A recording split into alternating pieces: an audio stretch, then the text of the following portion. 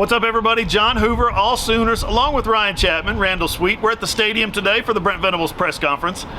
Exciting stuff today at the Brent Venables press conference, wasn't it? Juice. Guys, it's just another game. Who are they playing this week? Oklahoma's playing, let me think, Iowa State, so Texas. Yeah, it's just another game. Y'all aren't buying that. We're not buying that. But Randall, let's start with you. The players told us yesterday, should I say 4 players told us yesterday, it's just another game. We're seeing evidence to the contrary. I don't know how they balance that, where they come out in the public and say, it's just another game. And then they go in the locker room, they go in the team room, and it's just like, let's go! I don't know how they kind of balance that dichotomy there. Yeah, I mean, all 4 players that we talked to yesterday said the same, had the same sentiment. They all said they were focused on going 1-0 this week, 1-0 every week, that this was just another game for them. I think, like you said, we all know that maybe is not true behind closed doors. Like evidence of that maybe that we only got 4 players to talk to this week, as opposed to the, usually we get 3 times that amount in a week. And Brent Venables was asked about that today, and he even said that the reasoning for this is because they know how big the media sphere is leading up to this game. He said that in his, 13, 14 years of experience, he thinks that the media that uses this as a opportunity to get players, kind of try to grab a soundbite, say, get them to say something inflammatory ahead of that game against Texas. But Brent Venables reiterated that this is just another week for the Sooners. I think every question that was asked, he said, well, it's just like any other week.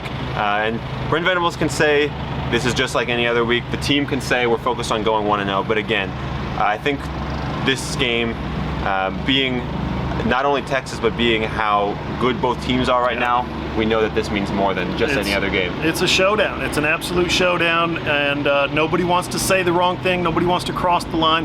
Here's how we know it's not just another game.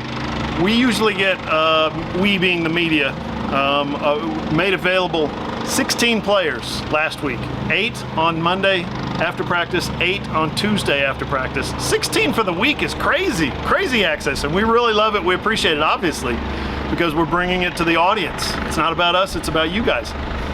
We come out last night, and they said only 4 players tonight and nobody tomorrow. So you really cutting it by 300%, from 16 one week down to 4 the following week. Clearly this is not just another game, Ryan. Brent Venables talked a lot. I just wrote a story, allsooners.com, check it out, it's already posted, about not letting your emotions hijack you in this game. I asked him specifically, so if it's just another game and you just finished answering a question about emotion and intensity, and he said, yeah, you got to play with emotion, but you can't let it hijack you. Yeah, there's one game Oklahoma plays every year that they can't lose. That's Bedlam. There's one game that you have to win. That's OU Texas. Only one that you get a consistent trophy. Sorry, Bedlam Bell and whatever the state thing is. Only one that's split 50-50. But Brent Venables, to his credit, this is what he said every single week, that you have to prepare like it's a nameless, faceless opponent, and that means that you've got to prepare every single week to have your emotions dialed in. He talked about it on his coach's show last night, Monday night, and both today. You can't come in and rely on whether it's a home crowd to fire you up or a road crowd to fire you up. You've got to prepare with that intensity and be intensely focused on the details of everything that you're doing. He said you can't just be a wild guy, I believe was his exact words. Man. A crazy man, yes, out there. You have to be focused in on everything that you're going to do. And he said that this Texas team, they're going to test Oklahoma in ways they haven't been tested, and that Oklahoma hasn't played their best yet, and that you have to have someone push you to rise to that. So they know, everybody across the board, this is by far the best team Oklahoma has played. It's the best team Oklahoma will play all year long, and that everyone has to be dialed in, whether you're a freshman, whether you're a transfer that's experiencing this for the first time, or whether you're Danny Stutzman playing in your 3rd Rev River shootout. It's got to be even keel, or as even keel as you can be, because those guys should be fired up to play every game like they're playing Texas. The question I asked was, what's your message to those new guys? He's expecting 50 new guys to play. Freshmen, young guys, transfers. What's your message to them? And frankly, is your message lost until they get down there and run down that tunnel and feel it for themselves? I think it is. I've seen enough of these games. Ryan, we were talking earlier about a prediction. What's your prediction? Something crazy is going to happen that we can't predict. So Some of that may be the way Texas throws the football and moves the football in the run game. They have some unbelievable skill position players, Randall. Yeah, and I mean, Brent Venables, he complimented those players today. A.D. Mitchell, Xavier Worthy, Jordan Whittington, Jonathan Brooks. I mean, all 4 of those guys have had really solid seasons for the Longhorns and shown that they can beat you, these are very versatile, very skilled athletes. I mean, Brent Venables talked about A.D. Mitchell and Worthy specifically being big, fast, physical players. And I mean, Jonathan Brooks, he mentioned running behind his pads really well, being a guy that you really have to, bring down and things like that. I think that, Ryan pointed out the words he used was, if you're not good everywhere across the defense, then Texas will, like he said, chew you up.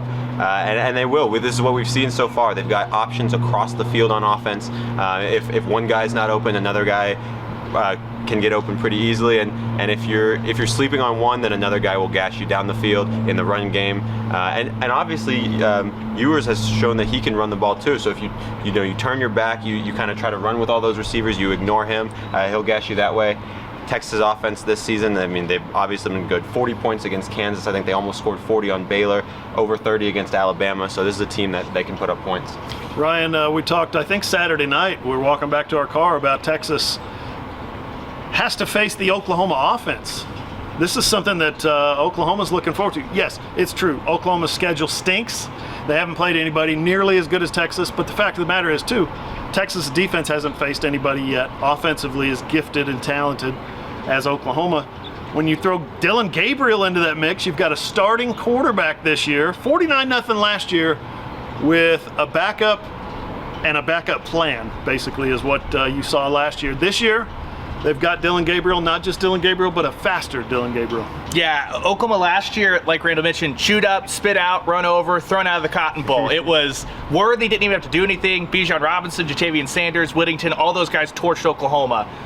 But Oklahoma didn't have an offense that could even compete, regardless of what Texas' offense was doing, because of Dylan Gabriel. We've talked to him Saturday night after the game. He talked about kind of his experience and getting to get a taste of that atmosphere, even though he wasn't playing in the game. Got to see it at field level as he's warming up and both up in the booth. And Brent Venables talked about just how efficient Dylan Gabriel's been. He's like, you have to be incredibly picky to find anything that you're really upset with. And this year, another element as well. We saw it against Iowa State. Dylan Gabriel had a couple of rushing touchdowns.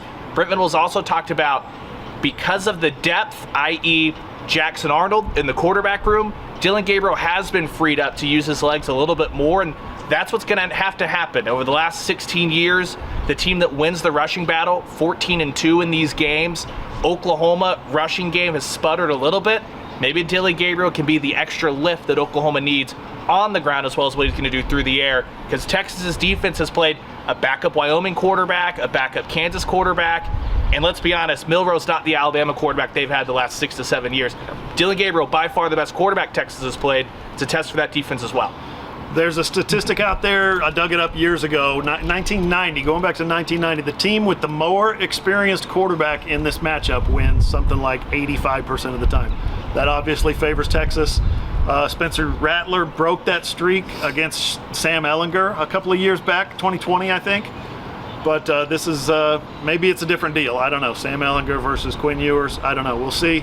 11 a.m. Saturday. The three of us are going to be there. We're going to have others covering from home on TV, watching that thing, breaking it down.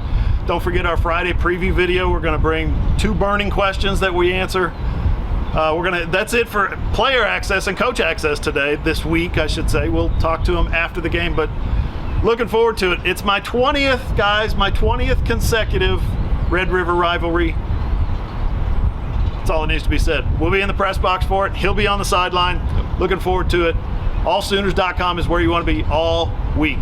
The wind is blowing. It's a beautiful day in Norman, Oklahoma. OU Texas is next. For Ryan, for Randall, I'm John Hoover. See you guys.